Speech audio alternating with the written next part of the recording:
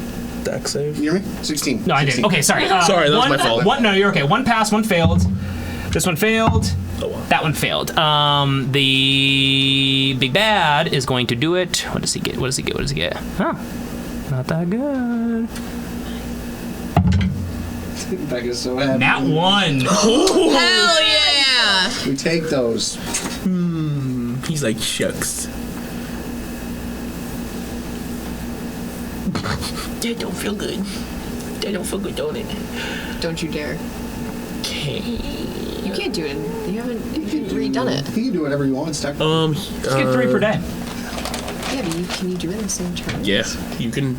There's no language I've seen bonus. against it. It's not a bonus He's action. gonna take it. He's gonna take it. What's the You say damage? you're a son of a bitch. He's too scared of my stunning. You're going to take 8d6 of fire on a failed save. Big yikes. Oh, I see a 6 in there. 6, Oh, 12, 17, 18, and then 23, 24, 28, 29, 32. 32 damage? Nice. Okay, cool. On a Damn. failed save. If you were Yes. successful, it's half. Okay, no, he took Taking that. 16. Nice. Okay, cool. Then a bunch of these guys took damage. Fire damage. That's the second Okay, fireball. nice. That will now be 16. Rhaego's turn. Rhaego's going to I think Rhaego's going to look at you guys and say, I think the best thing here is to kind of split up, so I'm going to go after some of the mages. It's crispy. He's going to dash over to get to the mages, so that kind of takes him to the mage, but it's going to use up his action to do that. That will now be Sudi. Sudi, you see, kind of stays in the back. I think that he is going to cast.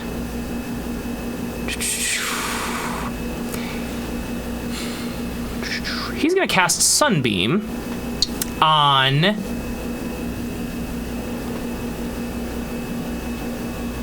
the... He's got line of sight on the guards around you. I think he's going to try and diffuse that. So he's going to cast that on one of the guards. Let's see, they're going to have to make a con. Nat 1, hell yeah. Sudi shoots his blinding light at this guy. He is going to take a bunch of damage. Jesus, okay, he's just going to die. Yeah, okay, full on kills one of these guards in front of you.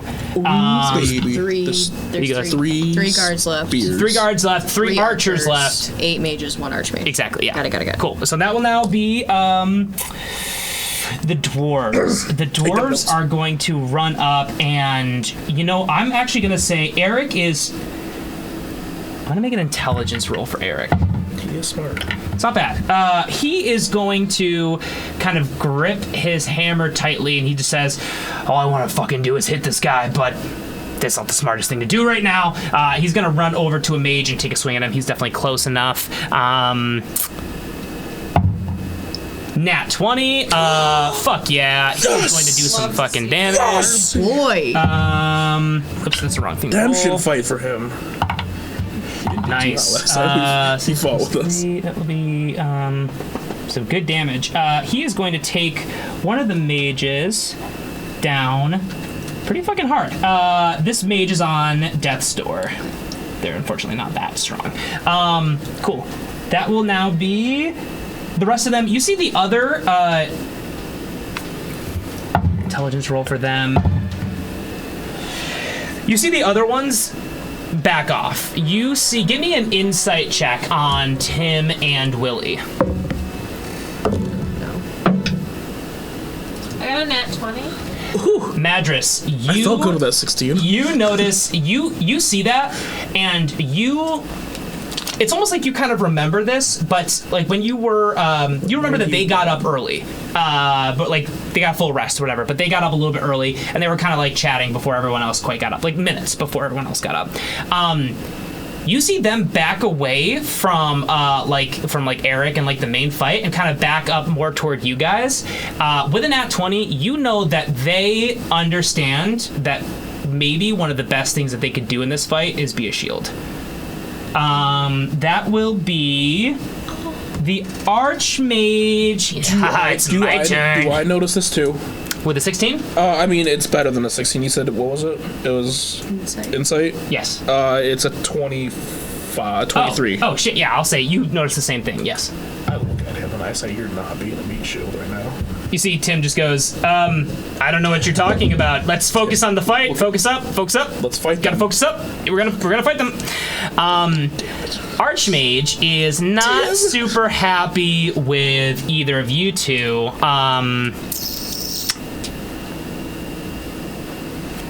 He is gonna use Power Word Stun on Damien. Not even. You see this massive amount of like power gather in his hand, and he points a finger at you. Is your hit points lower than 150? Absolutely. You are stunned. Yep. So you can make a constant. What was that? That checks out. You can make a Constitution saving throw at the end, at each end of each of Your turns? your turn. My turn. Yeah.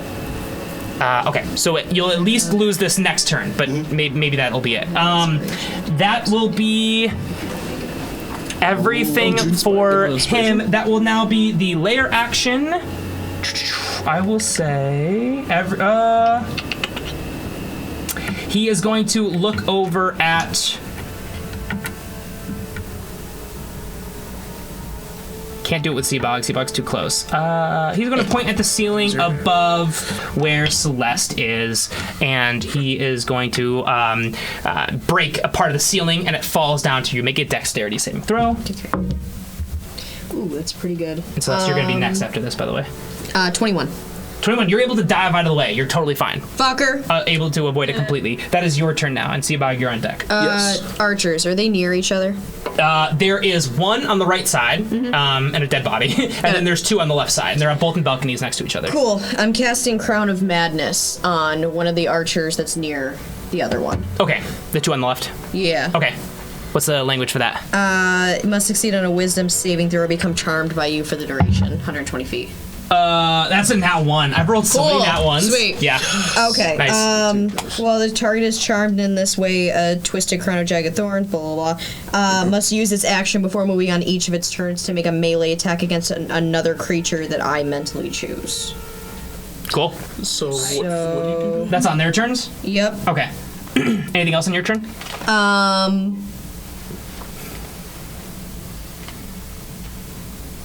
No, I'm good. Okay, Seabog, that will be your turn. Wait, you use that on the Magus, you'll be after. on the mage? Right, No, I almost used it right on after one of the archers Oh, because I figured okay, they would get okay. out of it. Okay, cool.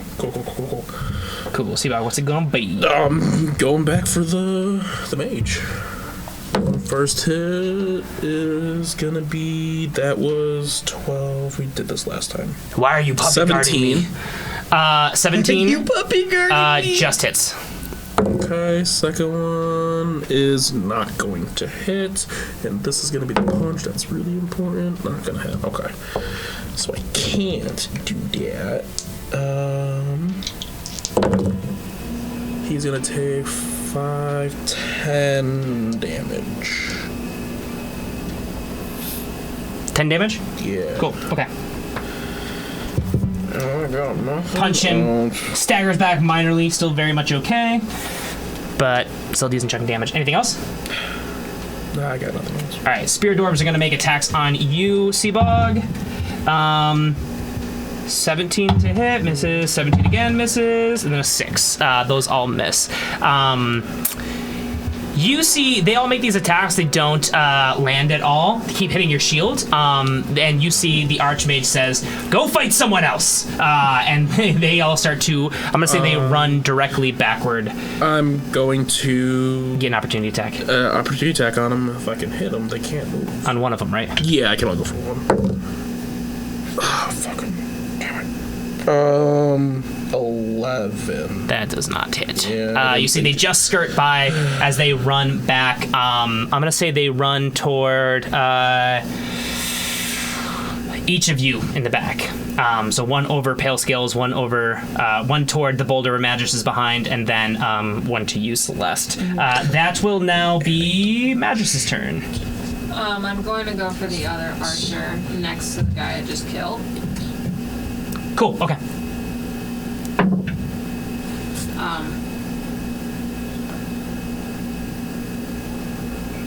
That's a 21 to hit. Sorry. Counter spell. I'm just kidding. it doesn't work on that. Okay, yeah, you definitely hit.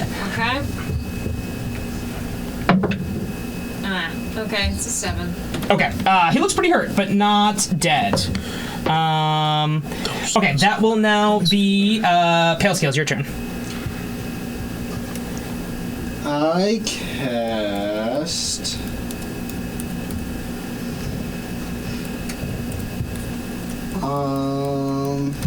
Yeah, I'm gonna cast Blink. Cool. Oh wait, no, Wait, I can't. I'm sorry. I'm Yes, stunned. yeah. So what do I can't So you have to do anything, right? a Constitution saving throw. Hold So on. I just skip all my actions and just skip right to this. You're gonna miss this turn. Let me just make sure I have the right one though. It is a Constitution saving throw. Yes. Sorry. Let me get the spell save DC. No, it's plus my actual con. So it's gonna be a 16. Oh, hold on. I gotta find his spell save.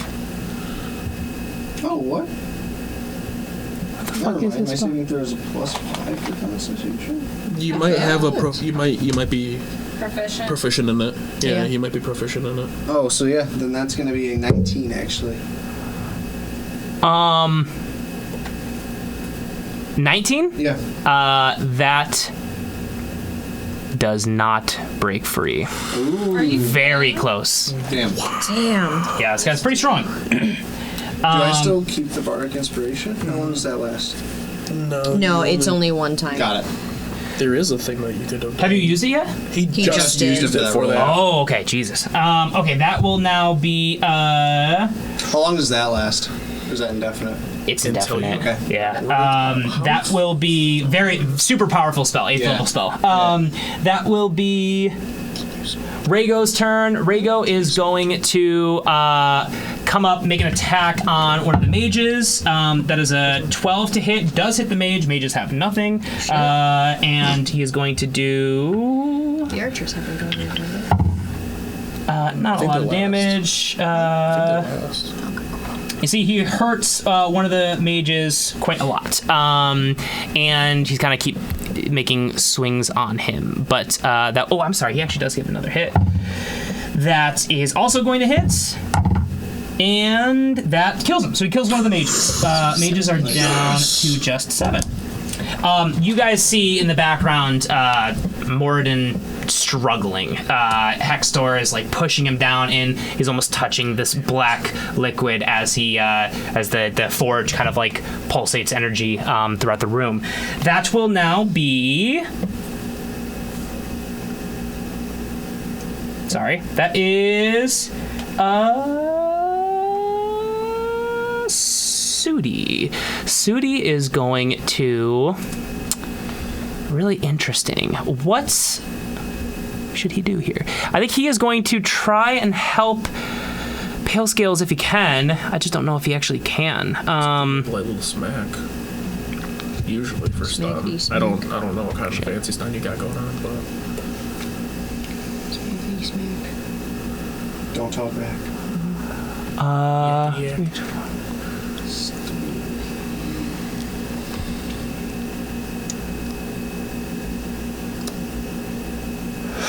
He is going to, at his highest level, cast a Dispel Magic on your shit. My shit? Yes. What's my that shit? is going to the be. shit? The stun. The fact that you can't do anything. Oh, I thought you were talking about the Archmage. Oh shit! Wait a minute. I don't know if that works though, because it's a condition, right? No, he can. It just You're got to under be. a spell. I didn't. I was like, am I currently under a spell, or did it like hit me and I'm already affected? Huh?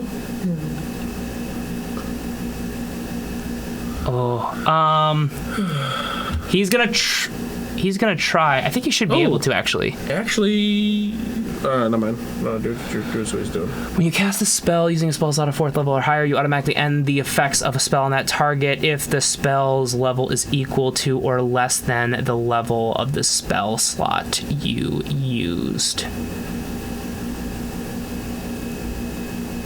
I don't think he doesn't have an 8th level spell.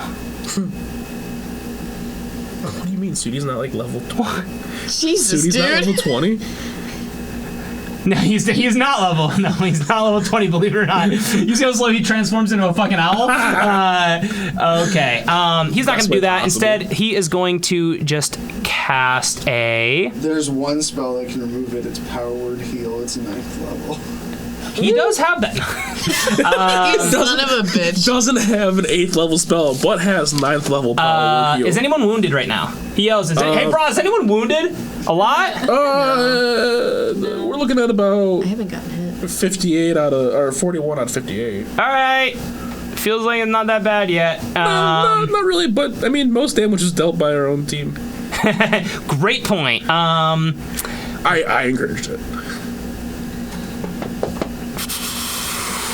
Sorry, not a druid.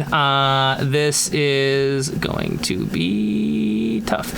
He is going to do. Can he do anything to try to disrupt the Archmage on the? I don't think so. He Okay. just picks him up. He just suplex him. Yeah. Batista bomb.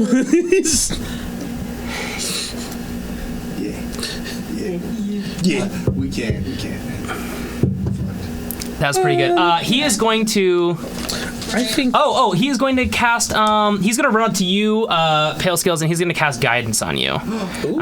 So basically, good. you can roll a d4 and add that number to an ability check of your choice. Yeah, that's definitely the smartest thing. I just don't want to cheat you guys out of doing the smartest move, but I had to read all of his spells. That is going to be now the archers. They're going to make attacks. One of them hits the other dude. Holy fuck! You see the other one turns and says, "You are not my friend." It's a What are you doing? It's a melee attack. Ron! This is scary! A melee attack? Okay. Yeah. Ron Weasley! Does it have to be a melee attack? It has to be a melee attack. He doesn't have a melee weapon. Well, too bad. He's fucking gonna hit something. He's gonna use an unarmed attack. He's gonna use his goddamn. He's gonna punch him. He just tries to whack him with the bow. It's gonna be Yes. less damage. That is going to be. How the fuck does unarmed work again? Is it plus? It's his strength. It's not good. He doesn't. He probably must doesn't use his get action before moving on proficiency each of his as an turns to make a archer. melee attack. Okay. It's probably just gonna be a normal roll Yeah. with his strength modifier. That's to only hit. 12 to hit. That's not going to hit. So that will be the other ones. They're going to make a shot. That does not hit. Nobody has an 11 or lower, right? I didn't even target anyone yet, so it doesn't matter. He's going to try to hit. Can't hit you. He's going to try to hit Celeste. Okay.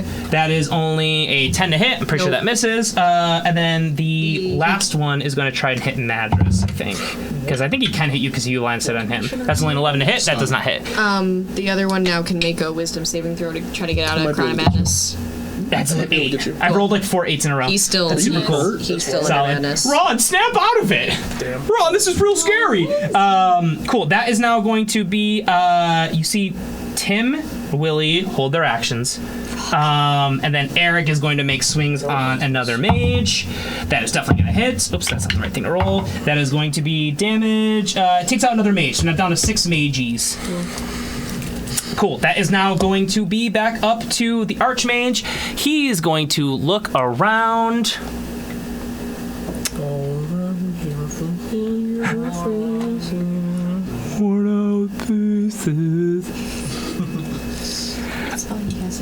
He is going to cast.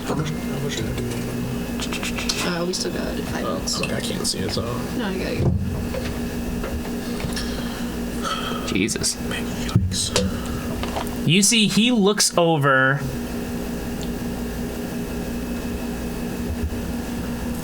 No, he's not going to do that. You guys are not near each other. You are smart. He is going to. I think he's going to cast Blight. He's going to cast Blight, draining moisture and vitality from a target. He is going to cast it on Celeste. Make a Constitution saving throw. Yeah. Yeah. I can't even react to shit. That is a 21. Oh, passes. Fuck yeah. Well done.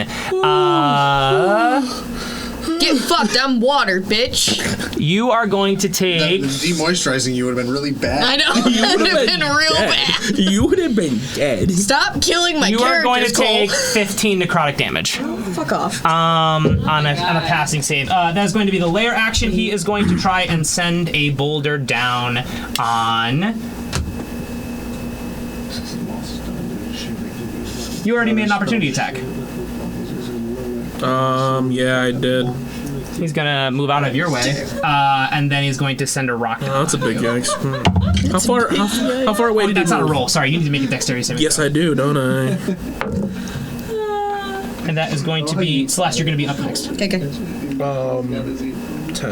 Could you not hear that? 10 does not pass. That's Oh wait, going to- Dex. Wait, hold on. Wait, Yeah. wait. I was going to say you have a lot of dex. 7, 5, 13. Still does not pass. Take 8 damage. A boulder flies down on you. I will take 4. He is going to move towards Sudi and Pale Scales. Oh, sweet. And so that will now be Celeste, your turn, and then Seabog, you're on deck. Oh yeah. Did you hear me rage mumbling into the mic at all? No, Oh my not God. at all. I was like, Not over my own voice. stunned, stupid fucking condition, bullshit ass DM. You're too Son son of a bitch, stupid motherfucker. If you're worried about Kind him, of I got ruined it. it. Medicaid. Though. Told him that you did it. It would have been way better if when I was editing, I was like, wait. Yeah, what the fuck is going on? You ruined it. Why? What have you done? He'll forget about it. brought it up. He'll forget about it by the time we Brought it get up there. yeah, I'll still forget about it. I'll bring it up midway through season 3. I'll be like, hey, season 2. Fuck you. Disadvantage on everything. First. Okay, I keep concentration on Crown of Madness, so he's still fucked up. He can't attack us. I'm mad. Is it concentration if you get hit? Ron, stop saying these things. I have to make a wisdom saving throw at the end of each one to maintain that. Ron's normally Oh, I got hit. No, Crown of Madness fell. 'Cause I got Ron, hit. you're better. Yeah, Ron's better. I'm okay. Fuck off. I'm back.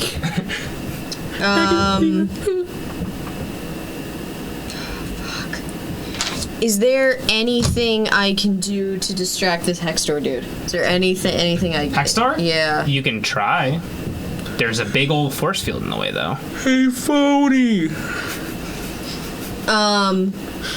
Hextor looks up, looks straight at your eyes. Instantly walks overcome through with the fear. shield. Oh, fuck, oh, fuck, oh, fuck, oh, fuck. What are you doing here, man? You're so old. Morden's like, peace out. Go back to your family. Where's your wife? You should retire. Fuck, I don't know what to do. God, I'm so boring. Seabog. What, fuck, That's done life. what you is fuck, I don't know what the fuck to do. I guess I'm gonna look over at, so I can't dispel your stuff even though I have dispel magic. No. Fuck. No, but I should hopefully be able to. Would I know what I needed to do to get this force field to come down? You can make an intelligence roll. Be smart. Okay, actually that's not bad. Hell yeah. know. Is it just intelligence? Or is it Arcana? You can do Arcana. Cool, that's a 21. You piece it together that this seems to be some sort of like mega version of like a concentration. So it's weakening the big bad in some way. By holding this up, it seems like the only way to get him to stop is by forcing him to do something else. Or killing him. You definitely know killing him would bring it down. You know, I'm just gonna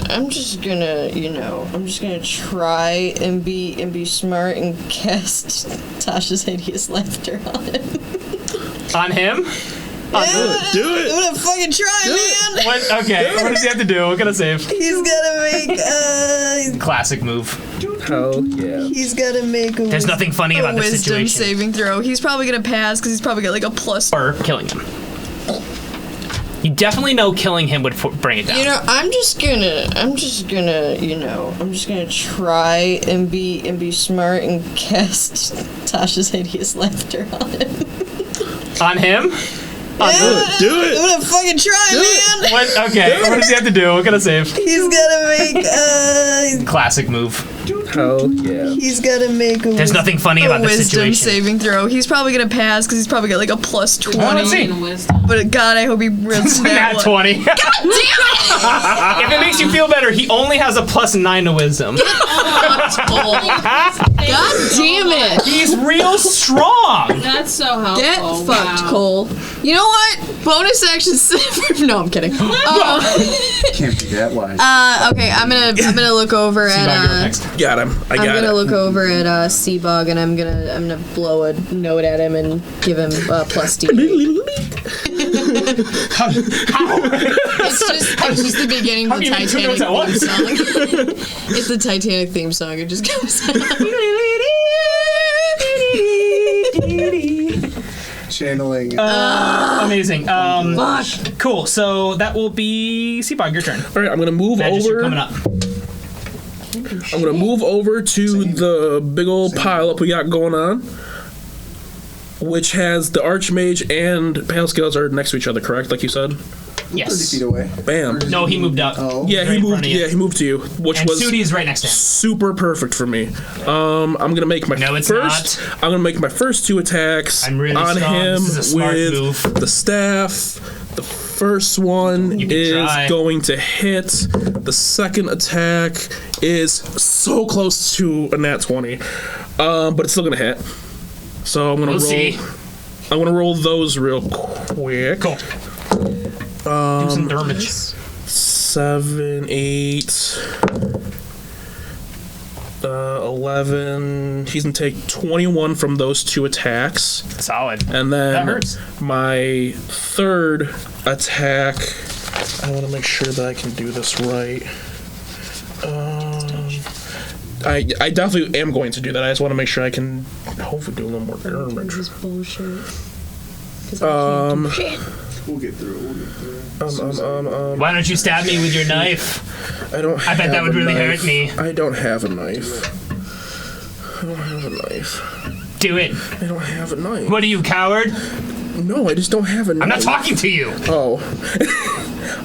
I can't. You're doing just fine. I got I- knives. I got Yeah. knives, guys. Burgers and fries. Bows made up. Knives? Ah, damn, I can't do what I want to do. Okay, but I still can heal. I'm going to spend a key point. Magic wood. I'm going to spend a key point. I'm going to smack Pale Scales, and he is now not stunned. Oh, you can unstun him? I can unstun him. Unstun? Unstunned. Physician's touch. Nice. Fuck. Nice. On me? He unned you. But you still have your thing You don't that, have. You didn't receive any damage, correct? I don't think so. Look. Did I take I don't damage? think you did. You still have guidance, by the way, though. Oh, nice. Cool. I'm at full health, baby. Okay, yeah. I mean, We so are being chilling. there's no point of giving you heals, but you are unstunned. Overheal me. How did you do that? That was a very powerful spell I You cast. see these hands? I'm gonna take those hands. Fucking try. Those are gonna be my hands. I'm gonna look so good. They're gonna look so jazz small in proportion to hands. my You can't body. take jazz I will hands take away. those hands from you. Contagious. You son of a bitch. My hands take the ball. It is now the spear dwarves are gonna go. They're gonna each make an attack on the 3 of you. Okay. including me? 15 to hit Celeste. Don't hit. For Pale Scales, that is, I'm so sorry, 21 to hit. Yeah. That is going to be also a 21 to hit Madras. What the hell did I'm sorry. Sorry. Dodge better. I don't make the Never rules. damage. That Oh, is he hasn't hurt going him to now? be. I know, right? The timing of that. It's not a whole lot of damage. That is going to be 21 damage. 8 damage for Pale Scales and only 4 damage for Mattress. That is going to be your turn, Mattress, and then Pale Scales, you're on deck. Okay, I'm gonna Well, there goes my just attack use my HP. bow to hit the guy, the archer guy that's already hurt. Cool. No. Too late. Can't do that. 23 to hit. Definitely hits. You're pretty much gonna I'm be gonna able to kill him. Yes. Yeah, I kill him. How do you kill him? I shoot him straight through the eyeball. He goes, "Oh God!" Falls on the ground. You see Ron and Tom, who are on the other balcony, just go, "Dawn!" took way too What was long the to come up with last something as creative as Don. What was the last one's name? Bon. Don't kill Tron. Con. His name was Ricky. First Richard, now this! That is cool. Little Okay, that Richard. will be Pale Scales, your turn. Not little Richard. I have my brain back, so I can do stuff. Hell yeah, you do. I'm gonna cast, He is good back. and I'm gonna use. There's no way for me to say this without him knowing, because he's such a metagamer. This Archmage. This is true. I'm gonna use subtle spellcasting. So I'm gonna expend a sorcery point to cast a spell without any somatic or verbal components. And I'm gonna cast Blight on the Arch. What does somatic mean? You can't see me doing it. You can't, like, there's no verbal. You can't really tell I'm casting it. Even if he's staring right at you? Mhm. Okay. Cool. What do you do? Cast Blight? Blight at him. What's the language of Blight again? I know I have it here, but... It's a Constitution saving throw. 16. Necromantic energy washes over a creature of your choice you can see within range, draining moisture and vitality. Celery barbs. No! The first was 21. Second is I'm so sorry, 26. Damn it! Okay. Wait, first was 21, second was 26? Yeah. So you have to take the lower of the two? But you Yeah. you're saved either way. Yeah, he's saving. Yeah. Half on a failed, so it's 8d8. Okay. Where is that?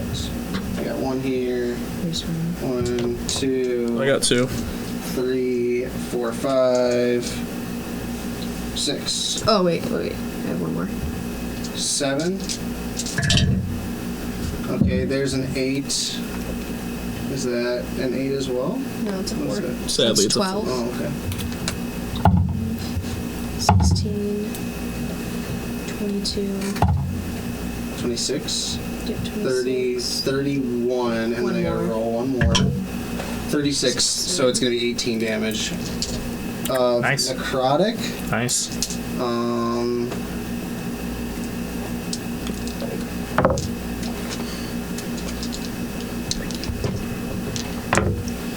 Yeah. And my axe. Yeah. And my axe. And that's it.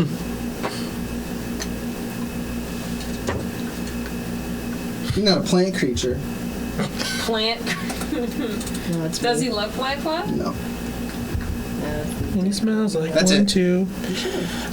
You see that he looks pissed as you do a decent chunk of damage to him. That is Rhaego. I already pre-rolled for Rhaego. Rhaego did some damage to a mage. Not dead yet, but pretty close.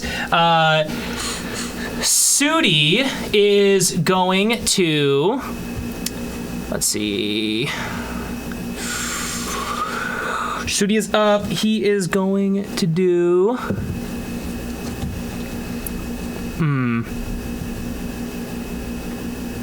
That doesn't help.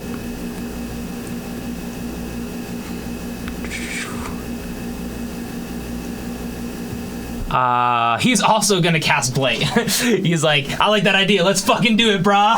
Shaka, brah. I'm gonna cast Counterspell. What are you doing? Yes. And I'm gonna do it. Wait, this is Sudi. Oh no! I thought you were Archmage. I thought the Archmage was That's so blighting funny. people. Sudi's like, oh, dude, that sucked, but sick burn. Sick burn. We're gonna die. I thought the Archmage was blighting friends. And I was like, I'll stop it. Constitution saving throw. That is a 20, which is going to pass. Okay. Okay, so that is going to be that, and then it will be the archers are going, or Wait. only. He takes half. He still damage. takes half. Oh, I'm sorry. Yeah. I'm trying You're to get good. out of Might be. Yep, totally right. 8d8. Yeah. That's okay. I got enough over here. Just bang kudo. That is.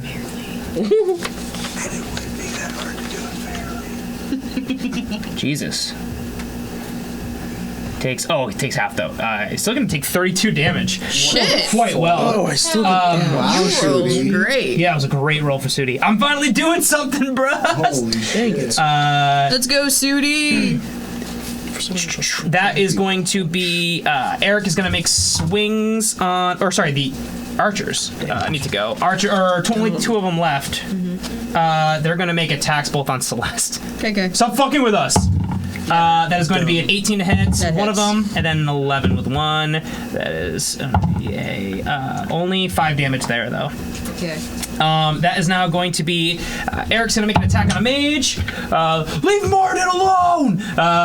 And he does not a lot of damage. Brings another one down pretty close. Oh, I'm sorry. He takes out one of them. That's 5. Yes. 5 mages left. Forgot that he already hurt one. And then you see Tim and Willie waiting in the wings, holding an action. They're being pretty smart. Also, this guy's pissed, so that makes sense. It is now the Archmage's turn. You've done a significant amount of damage to him altogether. He looks like he's not joking around anymore. He looks at Seabog. I think you've pissed him off the most. I hope so. And he says,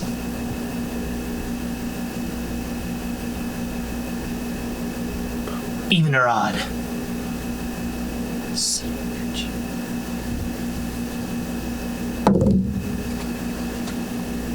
Even. He looks at Sudi and sticks a finger up in the air, and he is gonna cast Disintegrate. No! A thin green ray springs from your pointer finger to a target you can see within range. The target can be a creature, an object, or a creation of magical force, such as wall of force. Must make a dexterity saving throw. I counterspell.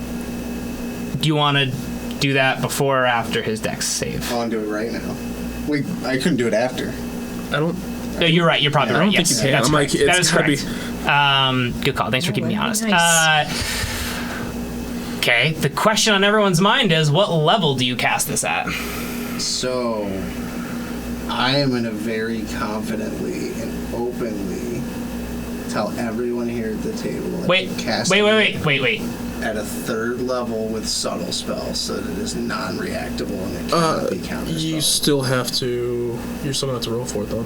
Mm-hmm. Well, most Yeah, likely. but he can't counterspell it. Yeah. Basically. Can't be Smart. can't be re-counterspelled. Yeah. Because he doesn't. He's not aware that you're counterspelling You it. still have guidance too. Yes. 1d4. Fuck yeah. So I roll, You still have correct? Yes. restoration, too. Can you give me bar? I gave you bardic gift. Oh, I didn't catch that. Yeah, I gave you. You said it's a Make an D8. ability check using my spellcasting ability. 6 plus the guidance is 4. You have to roll a d4. Oh, I have to roll a d4? Not looking good, folks. There might. Well, 4, and then that's with my spell attack modifier. I So that's 18. don't know. It's 18. Yeah. I'm sorry. This is to counterspell it. Yes. Oh, and it has to be his spell save. The DC equals 10 It's plus the spell's level. Spells level, yeah. Sorry. I'm very confused. To counterspell. Right. He's got to. Yeah. So if. What level are you casting it at? 3rd level. 3rd level, right. And then so you have to. For every level under counterspell, I have to look it up. If it's casting a spell of Thank 4th you. level or higher, make an ability check using your spellcasting ability. The DC Got it. equals 10 plus the spell's level. And it was an 18. Spell saves 20. oh my god. I'm so sorry. Hey, it happens. I'll keep you honest if you guys want to look at the stat block. No, we did. No, we Somehow. Let me take Did away you the just point. die? He casts Disintegrate. Well, he's got to do his dexterity He's saving got throw to now. save. Yes, you are right. Yes, that's true. Oh my god, Sudi. Yeah, it's not great. It's not the best. Studi's dex. It's not bad.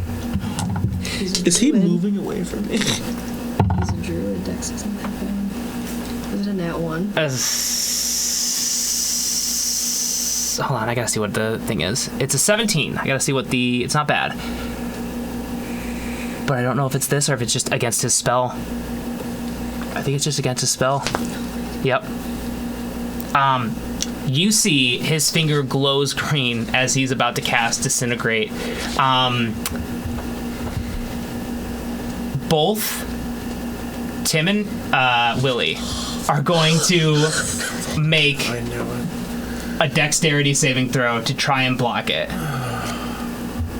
I'm going to say they've been preparing for this. I'm going to say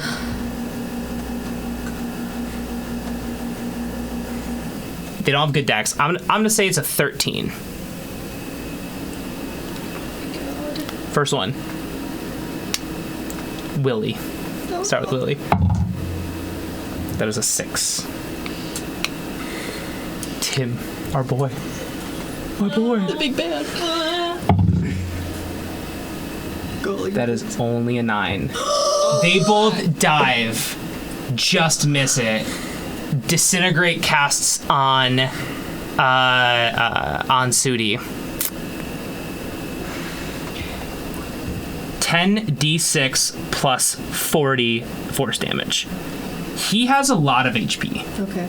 I'll tell you that right now. Yeah, Full two, I mean, 10d6. His stat block, which to be fair is probably not the best stat block, but I have him as a senior druid, which is 120 hit points. He has Okay. not taken a lot. Is it He's not taken 10d6? any damage. Yeah, 10d6 plus 40. Okay, So 60 he heat, 40. can't die Can't die. Oh, unless there's something about. You said he's got 120. yeah. The most he can receive is 100. Oh shit. Then he's not gonna die. But if he's taken damage, I mean, he said he didn't take any damage. he hasn't taken a lot of damage. Oh, he's taking a lot of damage. I don't think he's taken any damage. I thought I thought he you said he said didn't he take any. didn't take- I don't know what I'm rolling here. Jesus. I've never casted these high levels before, guys. That is going to be. Was it? I already forgot what the fuck it was. Is it 10 Oh no. d? I thought it was done. It's disintegrate. Thank you. Yeah, 10d6. Okay. 1, 2, 3. Oh, thank you. 4, 5. Cool. Let's do this twice.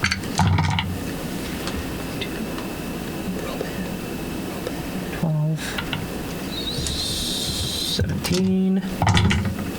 Okay, that's not bad. That is 23, 29, 32, 35, 38, plus 40, it's 78. Thank you. 78 points of damage. Sudi just gets hit, falls back to the ground, looking very fucking hurt, but still alive. The Archmage looks pissed. Casts layer action on Sudi. Jesus. And Sudi's got to make a dexterity saving throw. He is dexterous, I believe.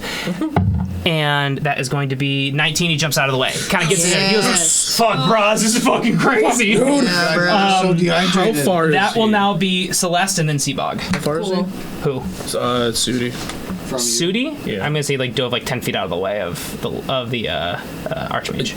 Oh, so he's about 10 feet away from the Archmage? Yeah. I'm But Pale Scales is right there though. Right, gonna- you're still there. I'm gonna cast Mass Healing Word. Sweet. So I'm gonna get us 4 plus Sudi, and who else is on our side that's taking damage? Is Eric taking any damage? Is Eric's not taking any damage yet. the dwarves haven't taken any damage? They've been hiding. No, they've just been hiding. What about Morgan? Okay. You can try. What ab- no, what ab- Seems like that might what not be about possible. Yeah. what about we had some How? of us. What range? 60 feet. Okay, you could probably hit Moradin, but you don't know if the shield barrier thing would stop Yeah. that. We have another person else, don't we? No. Yeah, we do. We have the 2 dwarves, Sudi, and 3 then dwarves. Eric, Tim, and Rhaego. Willie. Yeah, Rhaego. Rhaego. Is Rhaego taking What's damage? Rhaego been doing? Rhaego is not taking damage. They're going after mages. Mages are only okay. focusing on Okay, Moradin. well, I'm just. I'll try, I guess, with Morden just for fun. Just for shits and giggles. Okay. Everyone gets 18 Hell yeah. Ooh, hit points. baby. Okay, Back. just not gonna mess So I was only missing 1. So. if I'm, It's fine. I haven't like gotten down from the 7 that I've been. It doesn't. I've It added doesn't to So it my- doesn't do it. affect you, yeah. affect No, me? it's over Okay. heals. I'm sorry. It's more just. 18. Yeah, it was more just It's for for our boys. for you and Sudi. I'm 3 away from max now. I have quite a few of those, so Slots. I'm in good shape. Bonus action, I'm gonna look at Madras and give her bardic inspiration. Woo! Thank you. Okay, that's it. That's all I can do. Nice. That is Seabog. Madras, you're coming up next. Oh wait, sorry, real quick. Mm-hmm. Because mass healing word is actually a bonus action. Am I near any of the dwarves? The dwarves on the ground? Yeah, which door? Like the bad doors? Yeah. The spirit doors? Yeah. Yeah, Cool. definitely. I'm gonna make an attack on them because I haven't used my action yet. That's not gonna hit. Never mind. Don't worry about it. Don't worry about it. Seabog, that's all you. I'm gonna thwack with a staff. Oh, that's a 17 natural to the Archmage guy. That's wicked looking nat 1, so that's gonna miss. And then I'm going to use Fury of Blows, so that's an extra 2 punches. That's an 18. And that's it's my punch. I think I missed that one. I missed that second one. Okay. But, so that's 1 hit with a staff. Ooh, baby. He's taken 12, 17 with that. 1 staff. Ooh. Nice. And then with the punch, I would like him to make another con save for me. Another con save. 28. Come on. Sorry. Casually. It's plus 10. And then that punch is gonna give him a nice rough 7. Nice. What's total again? Sorry. 24 total. Cool. You're not looking great. Is he looking hurt at all? Yeah, he's looking very hurt. Okay. Like, very hurt. Just making sure. Significant. Not on death's door, but significantly hurt. You've done quite a lot of damage to him. That is the Spirit Dwarves are going to make attacks on Madras, Pale Scales, and Lacey. Sorry, not Lacey. Celeste. Celeste, that's an 11. Lacey. That misses. Seabog, that's a 5. That misses. Madras, that is a 16. It is. Okay. That is 7 points of damage. Okay. Cool. That would be now Madras, your turn. And then Pale Scales, you're on deck. Got it. We still, the archers, the other 2 archers, are they still kicking? Yes. Fuck 'em up. I could continue to do that. I feel like also hitting one of the mages would be good. You guys seem to be doing really good DPS on the Archmage. Trying to. And I really don't think it's a good idea for me to be targeting him. That's fair. Get some crowd control. Can hit the archers. Okay, I'm gonna hit the other little guy up there. I'm gonna hit specifically Ron. Fuck Ron. Ron fucking sucks. What? He just hears it. Alright, go ahead and make an attack. Ah, that's an that one. JonTron emerges You from suck! the shadows. The arrow just. Listen, it was bound to come. It was gonna happen. Good job, Ron. Thanks, Tom. Don't tell Ron he's about to come. Alright, that is anything else, Madras? Don't. Can I I wanna I won't. give me like 1 second. He gets to decide. Not us. Never mind. Pale Scales, all you. Mages. Near enough Archmage, I can hit them all with Fireball? No. No? Not even close. Not anymore. Near enough to each other? The fucking Archmage is right like on top of you. Not all of us. Not Well- the non-Archmages. Then the other mages? Yeah, are they all huddled up? No, they're kind of surrounding Got this. They got God, smart. spread the fuck out. They're surrounding the forge in a circular fashion and from a distance. 20. Oh. An Archmage is right next to me? Yes. I'm gonna cast Blight on this dude with Subtle Spell. Cool with that? Yes. Cool with that. So cool with it. Cool. I'm very cool with it. Wait, what are you doing? Yo, I can't see your spells. What's happening? Can we circle back to that join you thing? So you're like cool with me casting Blight on you, right? Cool, Just fucking do your spell. Cool. I am pissed now. You consented to this. I am mad. You gave your permission. It's a... That's not the right one. Constitution 16. In the meantime, I gotta roll d8s. That is 20. Fucker. Sorry. I don't have Bardic Inspiration or anything. Wait, Blade is necrotic, right? Yeah. Cool. I'm just an idiot. He resisted? He has resistance. He would have taken a lot less. It's okay. Not a big deal. Is he it undead? 8? What? Is he undead? Yes. The spell has no effect on undead. Cool. So we just, like, now that we all know courtesy- that, can I not cast Blight? Yes. Is that okay? Yes, but I'm also going to give him Yeah, give him back his... a bit of hit points I think he back. took Just a bit, 16 though, from just my like a Blight, bit. and then he Don't- took don't 36. give I just gave him him 20 back. It's not. Okay. It's okay. Okay. Fault is the DM's, baby. This guy's got a billion things to keep okay. track of. I'm not short on damage. It's almost like he's a big bad. It's almost like he a big bad. I am gonna... Grievance list just keeps getting longer, Cole. Am me and him, we're next to anybody? Anybody Yes. within 20 feet Well, of us? 20 within 20 feet of you. Yes. Sudi isn't within 20 feet of you. I am as well, Okay. for sure. Okay. I've been thwacking him Do with a it. stick. I dare you. If it's a dex save. Cast it. I think about Strike it. me down. Oh, that's actually a way better idea now that you mention. Striking me down. Yeah. Okay. I'm gonna cast Rhymes Binding Ice No. in a 30-foot cone. Is there a way I can angle it without hitting allies? I would say because you're so close to him, you could do that. I could hit him only. Yes. Yeah. All right. I need him to make a Constitution saving throw. What kind of damage? It's gonna be 3d8 of cold. Cool. Constitution save. Mm-hmm. That is only a 12. Nice. Wow. You rolled literally a 2. Wow, he gets a +10. And then I think that Clink, you would clink, have knock, needed a knock. 16, He's, right? 12. I think it's 12. Oh. I need to roll another d8, so it's 7. Oh, you might be right. Oh. Plus 8 is 15, plus 5, because it's cold damage, is going to be 20 cold damage. Cool. And you are hindered by ice formations for 1 minute or until another creature within reach of it uses an action to break away the ice. Is there a condition specifically that talks about? Or is it just say that? A creature hindered by its ice has its speed reduced to 0 on a successful save. This doesn't happen. Got it. Okay. So basically, you can't use your movement speed until you use an action to remove the ice around your feet. Got it. Okay. And that is going to be my turn.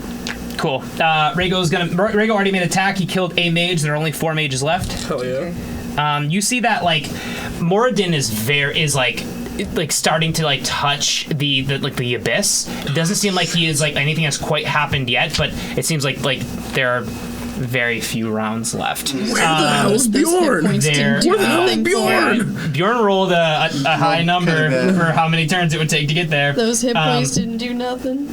Not yet. Then that will be Not yet. No. Sudi. Is anybody looking hurt? Sudi really wants to heal. No. I really want to heal, brah.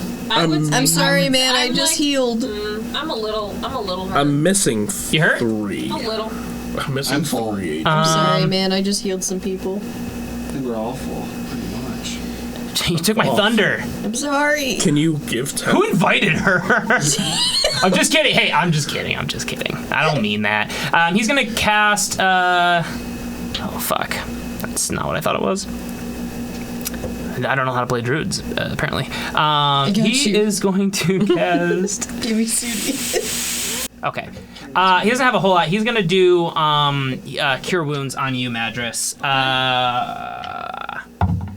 That is going to be not a lot. 8 points of health back. That's perfect. He's like, "Sorry, I can't really do much else. I'm kind of trying to be tactical here." What? No. She need Archers are way going to make less. shots on, I'm going to say, Celeste. 16 to hit. That hits. No, nat 1. That is, 12 points of damage. Take it. That will now be Eric, Tim, Willie. Eric's going to make it a hit at the, definitely kills one of the mages. Yes. 3 mages left. And then that will be Tim and Willie.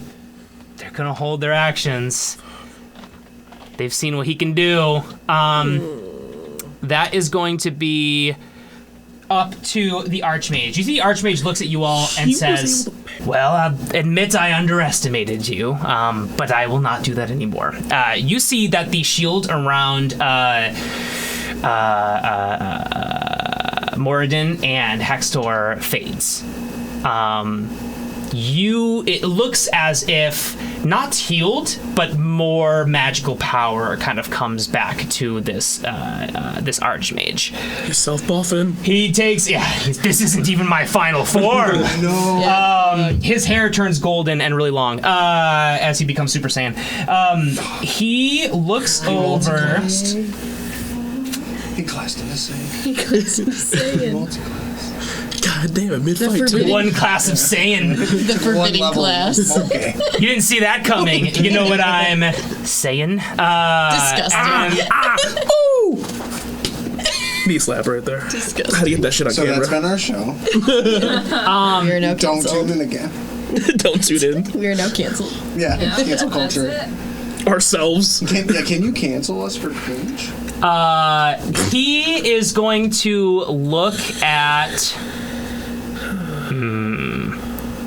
Pale Scales. You've done quite a bit of damage. No. I've done more. That wasn't me. I've done more. That was You've the done other guy. quite a I've bit done of more. damage. I haven't done shit. It was you. I know it was, you. along. That was Dio. the dragon boy. It was that wasn't me. I don't know what you're talking about. I don't even know what magic do. With the Dragonborn. What is the king doing? He's The digging king is through like the cowering tunnel. in the corner. Okay. Sorry. Shit. Yes, he's kind of Oh, like that He's king. ashamed. I'm like, King Bjorn he's digging. Bjorn's on his way. Yes, you guys do hear like rumbling and like this. Not only is like this magic of this like forge kind of like making things rumble, but you definitely like notice like an outside force like hitting the cave walls and like rocks are coming down as well. It's just that it's not as terrifying as when the Archmage does it. He is going to. Are you right next to him? Yeah, Melee? Because you've been hitting him, right? yeah. He is going to use If it paralyzing. matters, he can be 10 feet away from me and I can still hit him. He missed me. He can. He's going to use paralyzing touch on you. It's Shucks. that is only a 29 to hit. He misses. Son of a bitch. Plus 12. He misses. He is going to do 3d6 cold damage to you. I'm a turtle. That's a 6. That's a 1. That's a 3. Wow, all the ranges. That is going to be 10 points of cold damage and make a Constitution saving throw. Big gosh. I gave myself 10 HP. Give me a second. Let's go the other way around. You got Bardic. You barred it up. You said what kind of save? Constitution. You have to beat an 18. I'm not gonna waste that Bardic. You are paralyzed for 1 minute. But you can repeat your saving throw at the end of each of your turns. That is going to go to the layer action. He is going to try and bring the rocks down on Celeste. That does not roll. I don't know why I always do that. Make a dexterity saving throw. He's got to beat a 15. That's actually a 15 exactly. Hey, you just barely got out of the way as a boulder comes crashing down on you. That will now be Seabog. Your turn. Well, I don't have a turn. I've been asking. Sorry, Celeste. Your it's turn. me. I'm sorry. Yes. Oh, Yeah. yeah, that was your saying. I thought your dodge counted as your turn for a second, which is Nah, totally man. fair. I'm gonna cast Dispel Magic on Seabog's Simo. level 3. Shiba. He'll cast a counterspell on that. I'll counterspell that. No! My man! Cool, yeah, he's only casting it at a 3rd level, so you can easily take doing that it. I'm doing down. Cool, you were able to dispel the magic. Cool. He looks at me, he goes, impossible. I'm gonna look at Pale Scales. I'm gonna be like, my dude, and then I'm gonna give him Bardic Inspiration. I got you, brush. I'm all inspired. Okay, so everyone at this table has Bardic Inspiration. Yeah. So, okay. That's it. Real quick, what can Bardic be used for? Just saves and Saves, attack can be rolls, used for attack. and ability checks. Okay. That's it. Pretty much everything. Cool, that is your turn, Seabog. We're gonna give him the old classic wombo combo. Nothing beats a good old classic wombo combo. Wait, you're combo. paralyzed. No, you're not Not paralyzed. yet. I'm an idiot. Go ahead. Try me, bitch. I'm a turtle. I'm a fucking turtle. I don't know what that is. I'm so scared. That's pretty high. I'm not gonna do it. Okay. So that's one hit. That's one hit, and then I'm gonna do. Roll a 3. That's what I'm here for. I'm gonna do my good old 2 punches again. Damn, I'm getting so close. I keep on rolling. What's the matter? Damn it. Okay, so the first staff attack is gonna be 7. 7 plus 5 is, so he's gonna take 12 from that one. Cool. And then he's gonna have to make a con save. And then also 27. take. And then he's gonna take numbers. He's gonna take 7 from that one. 7. So that was 19 the. overall. Thank Yeah, so 19. you. Sorry. He's looking very hurt. That's the end of your turn. You Yes, see, for sure. as a legendary action, which he can now cast now that he is not using this massive shield spell. You see, he looks over at you and Seabog and just says, well, it seems that you weren't going after the gods after all, just me, so I think I'll take advantage of this. As a legendary action, you see he disappears and appears right behind you, Madras. That is all he can do on this legendary action. That is now the spear dwarves who are going to make attacks on the 3 of you. It's 19 to hit Celeste. I'm sorry, it's actually 23. 22. That is 6 points of damage. Okay. Then that will be Madras. That's only 14 to hit. That does not hit. And then Pale Scales, which is only a 6 to hit, doesn't hit. Okay, so that will now be Seabog? Madras, your turn. Never mind. Madras, on your turn, this Archmage is standing right in front of you. Yeah. Right behind you. You turn around and he sees you, just kind of like massive 10-foot tall figure, just like looking straight down on you. You hear Fiendsbane call out to you. It whispers,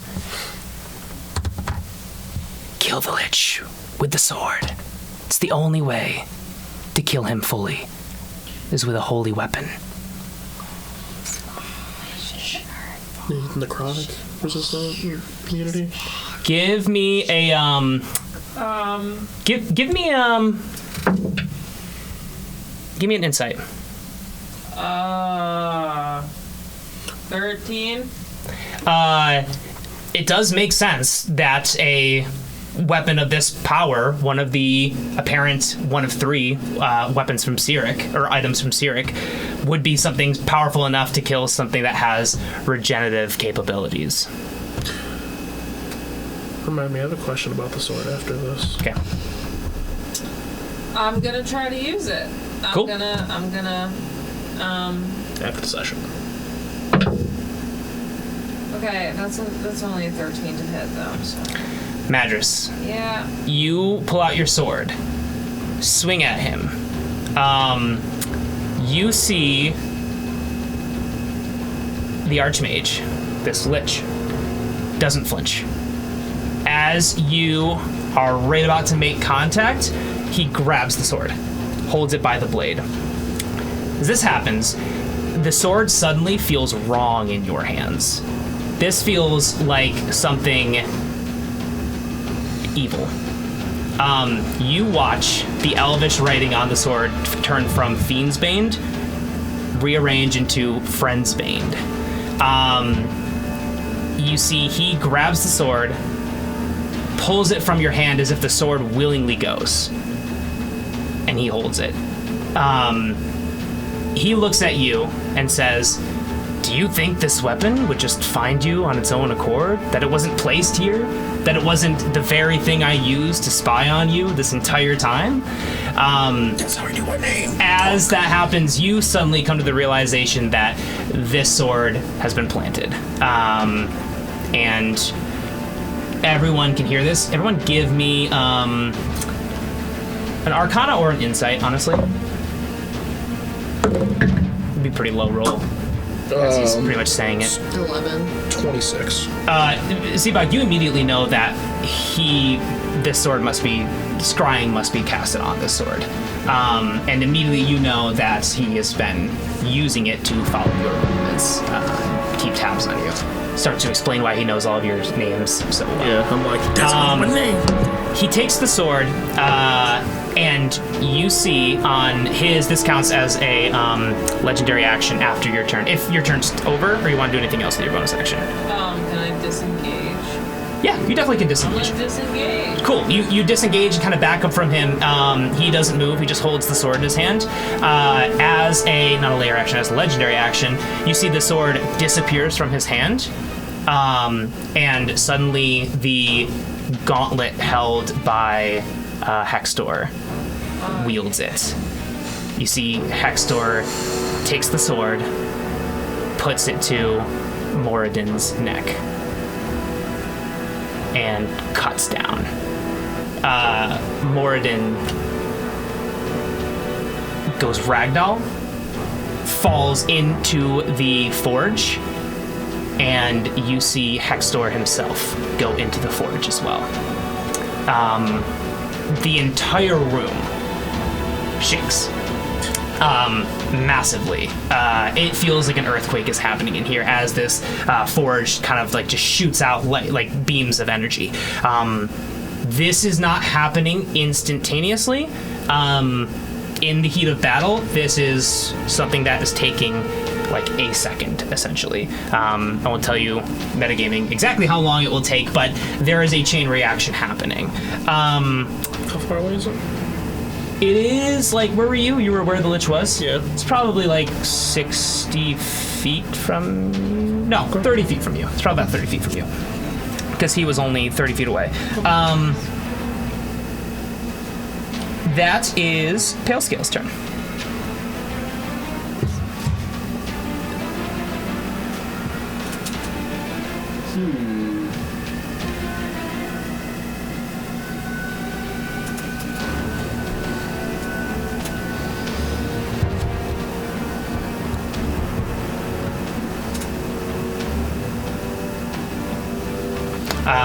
As that happens, you hear Eric just yell, "No!" As he watches his god be killed in front of him. Where they lowered the princess in, is that where the two of them also fell into? Yeah.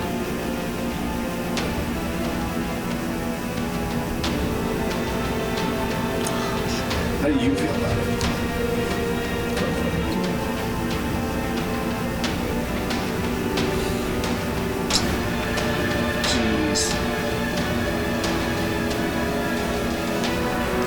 The Archmage looks pretty good.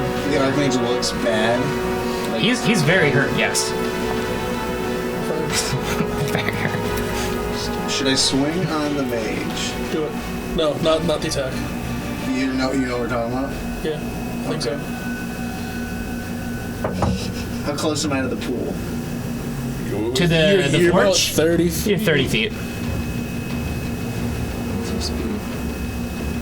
I approach the side of the pool. Okay. And I open up the bag of holding.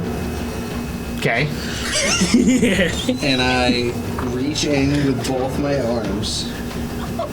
And I cradle Lacey's corpse in my hands. And I look in her dead face. And with tears in my eyes, I go, God, I don't get how any of this fucking magic works.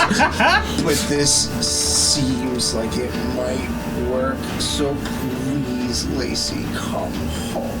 And I push her corpse off the edge. After Whoa. Morrigan and whatever the fuck. Yes. Fuck. You put her in. You see this, like... This doesn't reduce in its like immense like power that's happening, but you put her in, and like in this like golden light you see like shades of green start to kind of fly around.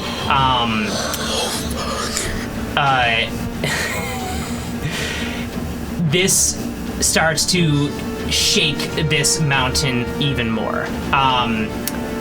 Boulders are just flying down, and you can't tell what is Bjorn's forces outside, what is the Lich, what is just the fucking forge. This shit is like crumbling to the ground around you.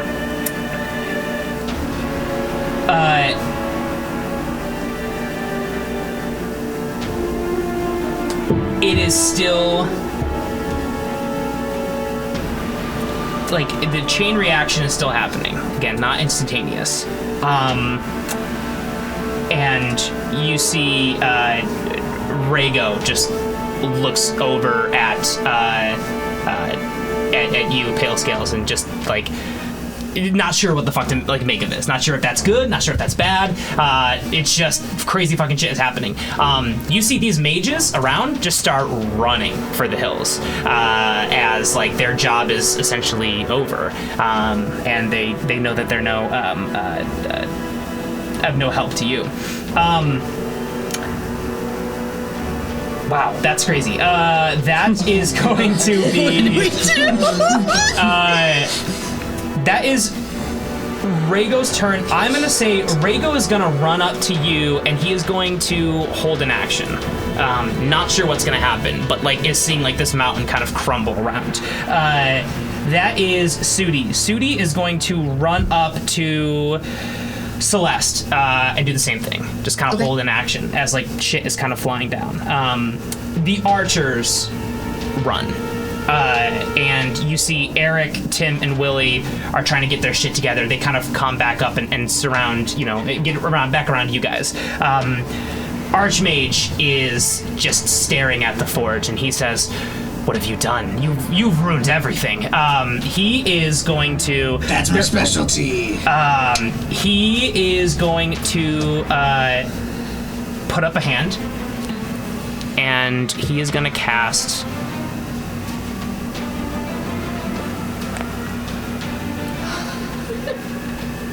Oh, he 1000% would.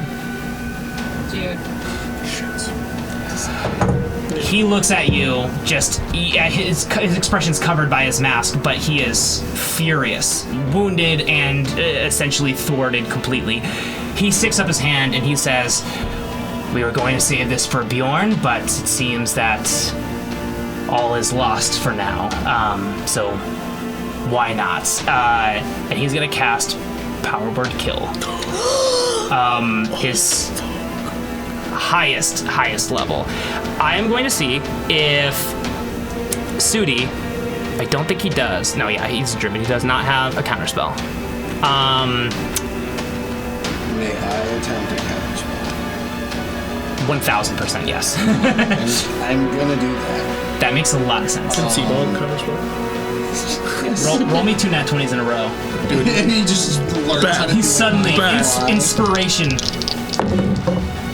Not Celeste. I don't want to look like his chances. It's a total of 11. Cool. Awesome. I'm gonna spend a sorcery point to give it subtle, so it's not reactable. The counterspell. Very, very smart.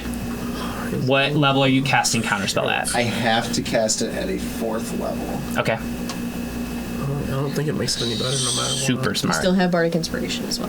Yes. Yep. Do you still have guidance as well? Or did Did you ever use your guidance, your 1d4 of He guidance? hasn't used it. You haven't used it. No. Used Or it, maybe, yeah. no, I think I might have to try to get out of the stun. No. I thought you got guidance again after that. No, I you can't remember. You didn't use it to get out of the stun. You haven't rolled a d4. I can't remember. I don't know. Either way. I don't remember. I think you did roll a d4. It's above a 4th level, so it's no difference between 3rd or 4th level, and it's gonna have to be but an ability check using my spellcasting ability, where the DC equals 10 plus the spell I'm trying to counter's level. This is all fucking crazy. I love it. So that's a 3. And that's plus 8, so it's 11. And then if we were to roll a d4 on top of there. You need to roll a d8 for Bardic Inspiration. Okay, I'll take it. Take whatever rolls I can get here. Okay, so that's 9, 3, 12, plus my spell attack, which is 8, so it's 20. That is his spell save. Fucking you. Holy all right. fuck. No. No way. Holy fuck. Holy shit. You fucking. No way. You summon all of your power as this Oh my god, you fucking immensely powerful lich casts his strongest power, like possible spell at you, with hatred in his being as he casts Power Word Kill.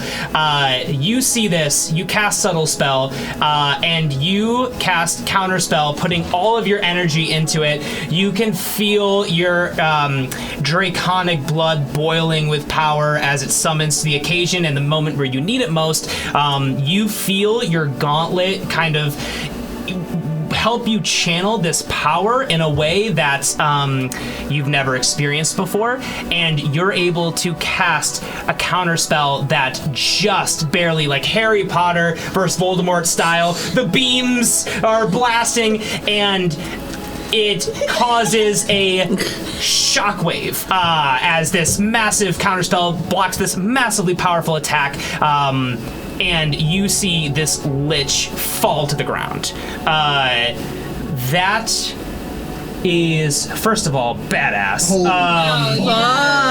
Holy the guidance and the bard inspiration were so relevant because we exactly hit it with a max roll and a min roll. You feel in this moment, Rhaego's like gripping your shoulder, like that dude was gonna step in front of the beam for you, and kind of like slowly lets off your shoulder as like the dust settles. There is still crazy shit flying around. There is like this insane like level of debris kind of hitting all around. That is the top of the round with his turn, which has just ended now. He is on the ground. I'm going to say he's not incapacitated, but he's unable to use his lair action. Also, the fucking room is collapsing around Jesus him. Christ. On round 7, which is what I believe that we're on right now, if I haven't miscounted, the I couldn't tell you. fucking walls break down, and you see this airship with the banners of Rune on top. Literally rolled a 7 to get in here. I'm like, I don't fucking know if this is gonna go that far. As an airship breaks into what's left of the mountain as debris is falling all around. You guys see as like the mages run away and the archers run away and the remaining spearmen kind of run away.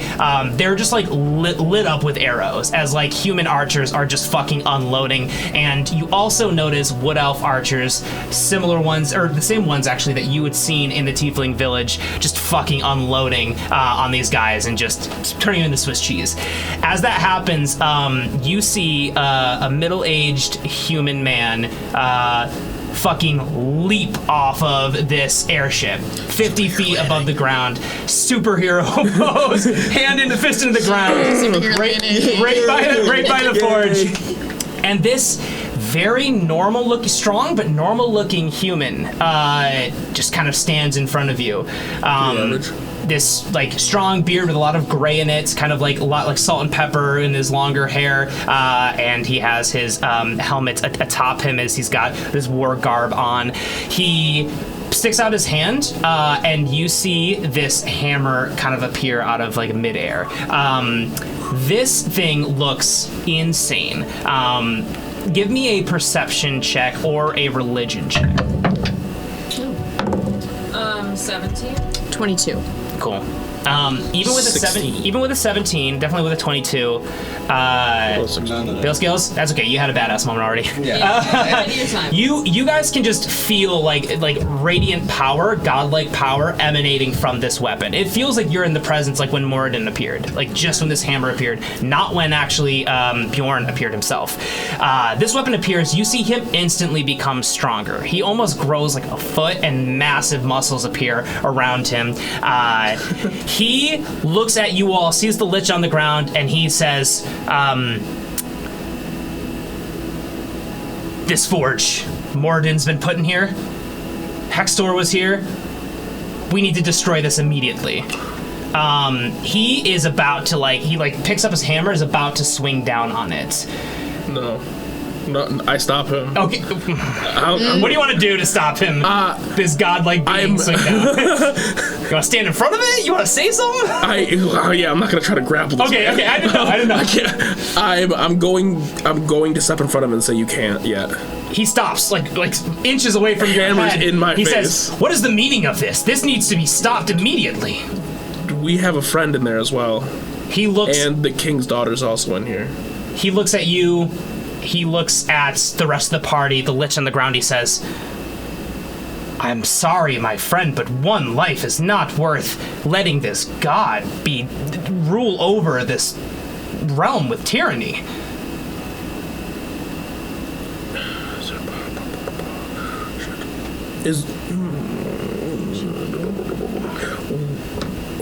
What if they make it out instead of this unholy god? He says, how do you expect to do this? I step from behind Seabog and I look at Bjorn and I say, I really think they're gonna get out of this okay. Just please, for a little bit, let's try. You see Rhaego kind of walks up and stands in front of you and goes, "Rhaego, you must understand this is madness." And he just says nothing, just kind of stands with you guys. Sudi does the same, and just kind of form a wall. He grips his hammer, you just see white knuckling it, and he just says, "We can try to get your friend out, but if we're unsuccessful, I will destroy this forge."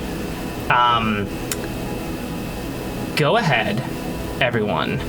Whoever wants to engage in this. I'll say, basically, everyone can step forward. I will say that Bjorn will essentially give you advantage. But I will let you do either a sleight of hand or a strength, or just a flat dexterity, as you reach in here and try to pull Lacey's body from this abyss. Everyone who wants to gets a roll. You said with advantage, right? Mm-hmm. That would be a 16. Okay.